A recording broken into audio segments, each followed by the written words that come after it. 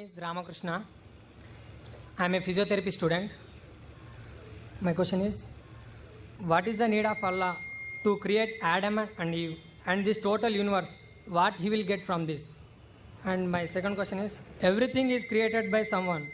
So even God must have been created by someone. What is the meaning of Allah? Brothers asked three questions.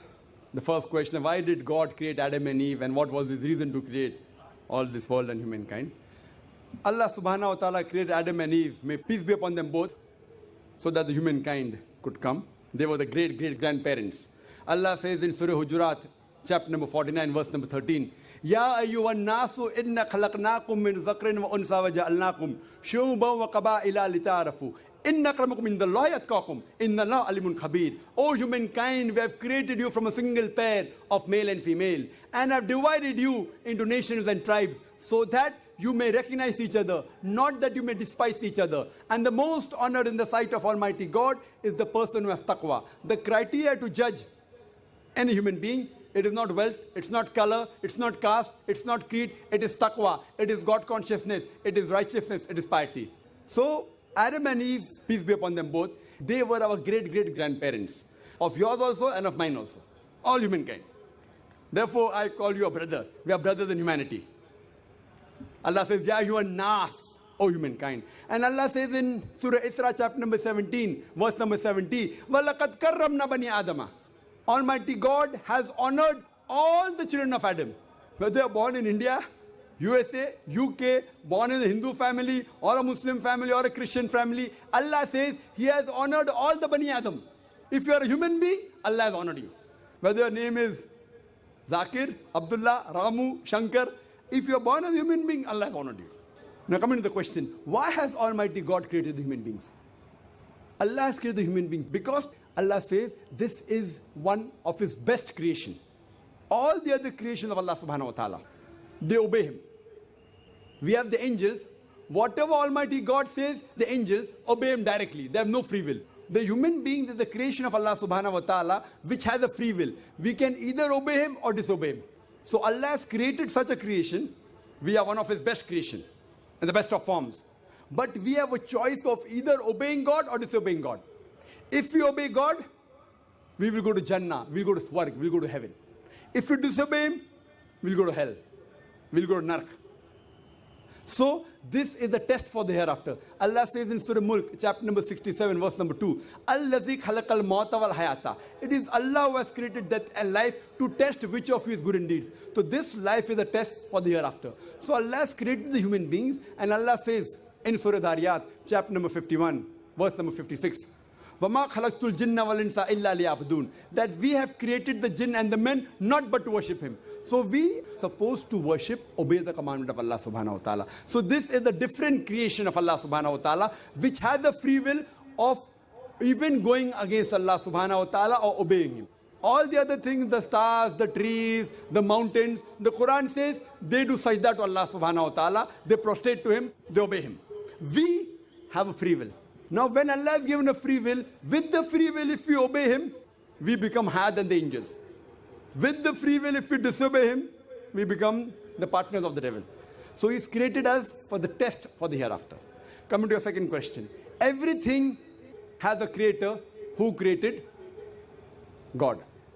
If anyone says everything has a creator, it is a wrong statement. Every created thing has a creator. The definition of God is He is uncreated. The moment you say who created God, He is not God. The definition of God is He is uncreated. Suppose a person comes and asks you, that brother, my friend John, he was admitted in the hospital. He gave birth to a child. Can you guess, was it a girl or a boy? Can you guess? Try it out. Guess. Can't guess. Why?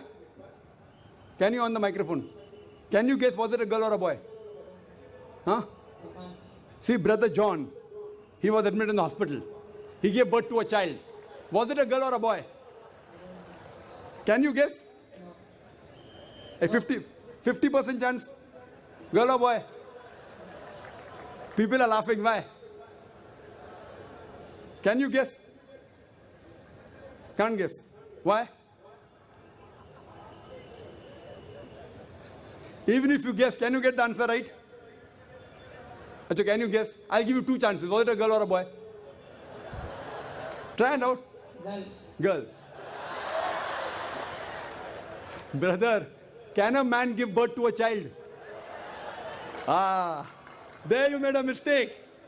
Same way you made a mistake by asking who created God.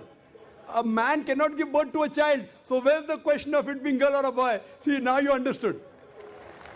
Now that's good, brother. So it was a man cannot give birth to a child. So where's the question of a girl or a boy? So when you're asking who created God, God by definition, Allah by definition is uncreated. The moment you say who created Allah, He's not Allah. وَلَمْ يَقُلْ لَهُ كُفُوًا أَحَدٌ. There's nothing like Him. Coming to your last part of the question. Who is Allah? Who is Allah? The best definition I can give you is quote to you Surah Ikhlas.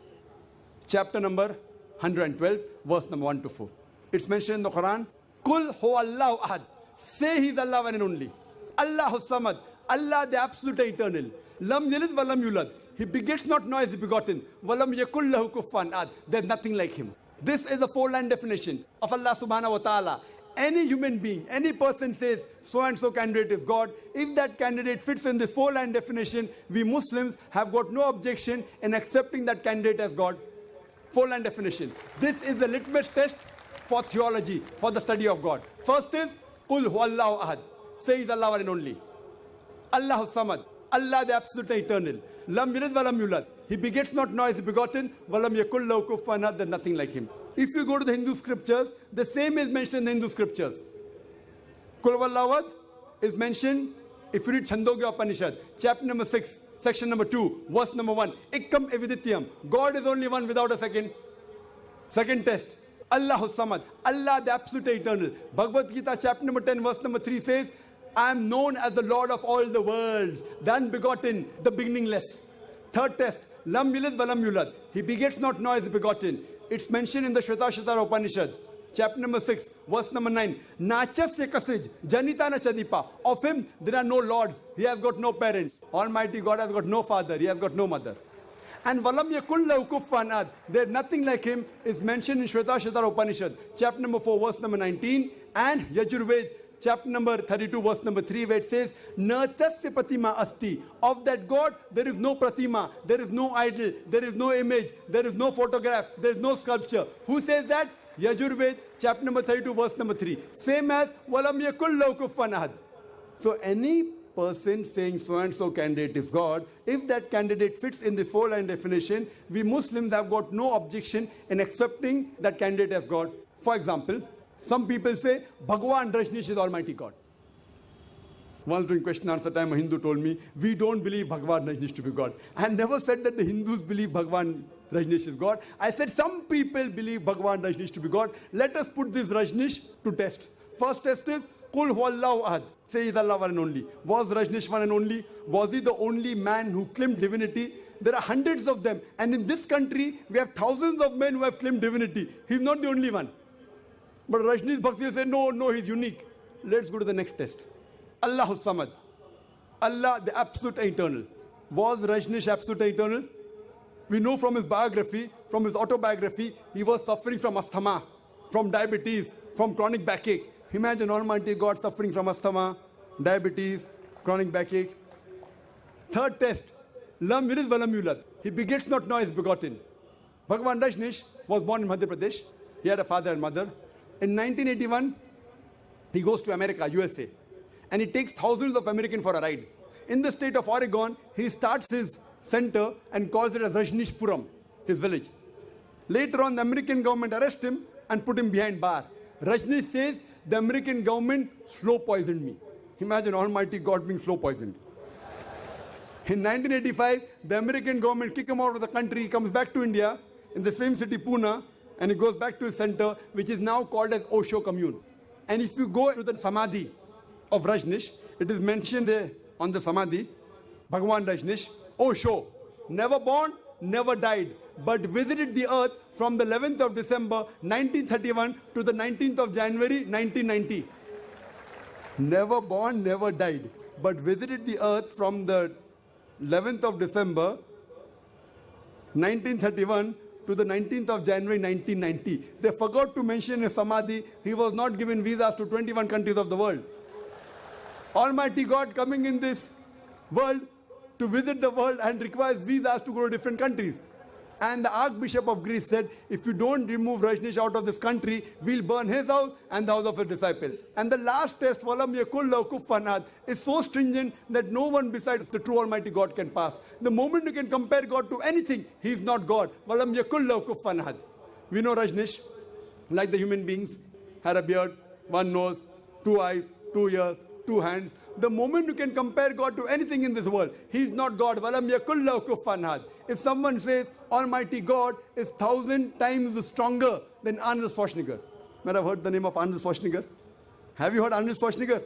The person who got the title Mr. World, Mr. Universe. The strongest man in the world, the strongest man in the universe. The moment you can compare God to anyone, whether it be Arnold Schwarzenegger, whether it be Dara Singh, whether it be King Kong, whether it be 1,000 times or 1,000,000 times. The moment you can compare God to anything in this world, he is not God. Walam yakul lahu kufuwan ahad. There is nothing like him. So this is a 4-line definition of Allah subhanahu wa ta'ala given in the Quran. Whichever God you are worshipping, brother, put that God to the test of Surah Ikhlas. If that God passes, that is the true God. Otherwise, it's a fake God.